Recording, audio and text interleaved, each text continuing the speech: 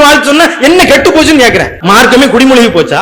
வாழ்த்து சொல்லணும் நான் சொல்ல வரல. புத்தாண்டு வாழ்த்து சொல்றான், அவனு சொல்றான்னா நீ விட்டுரு. அதனை அங்க நீ கடுமை பிடிக்க போதோ பொதுவாக இருக்கக்கூடிய இது நம்ம அன்பர்கள் பாக்குறாங்க. இந்த மார்க்கத்தை ஒரு வாழ்த்து சொல்றது கூட அனுமதி இல்லையாப்பா அந்த மார்க்கத்துல. சரி, புத்தாண்டு வாழ்த்து சொல்ல மாட்டேன், வீட்டுல காலண்டர் ஆங்கில காலண்டர் போடுவேன். ஹிஜ்ரி என்னன்னு சொல்லுங்க பாப்போம். என்ன மாசம் சொல்லுங்க பாப்போம். தெரியாது. உங்க டேட் ஆஃப் பர்த் கேட்டா டக்குன்னு சொல்லுவீங்க. ஹிஜ்ரியில டேட் ஆஃப் பர்த் என்னன்னு கேளுங்க, சொல்ல மாட்டோம். செக்கில் கையெழுத்து போடுறது வரவு செலவு எல்லாம் ஆங்கில காலண்டர். ஆங்கில புத்தாண்டை கொண்டாடாது. எங்க முடியவில்லையா? நீங்க அமைதியாக இருங்கள். அவன் சொல்றானா நீ அமைதியா சொல்லிவிட்டு போ. அதுக்கான கொண்டாட வேண்டாம். இங்கே வசத் என்ற ஒரு நிலையை சொல்கிறது. அதுதான் இஸ்லாத்தினுடைய ஆக சிறப்பு. நடுநிலை மார்க்கம் இது. புத்தாண்டு வாழ்த்துங்கிற பேர்ல ஆடம்பரம் பண்ணிடாதீங்க, பைக் ரேஸ் பண்ணாதீங்க, குடிச்சுக்கிட்டு தெரியாதீங்கடா. அந்த நாளுக்கு ஒரு சிறப்பும் கிடையாது. எல்லா நாளையும் போல இது ஒரு நாள் தான். ஆனால் இதை எப்படி கொண்டாட வேண்டும் என்று சொன்னால் இந்த நாளை கொஞ்சம் திரும்பி பார்க்கணும். இத்தனை வயசு ஆச்சு, 40 வயசு ஆச்சு, 50 வயசு ஆச்சு, ஒரு வயசு போயிடுச்சு, என்ன சாதிக்க போறோம், எவ்வளவு பேர் மூத்தாயிட்டாங்க, எவ்வளவு பேர் இழந்துட்டோம், என்ன அச்சீவ் பண்ண போறோம், இதெல்லாம் பேசுவதற்கு இந்த நாளை நீங்க பயன்படுத்த கூடாது. அது ஒரு வாழ்த்து தானே.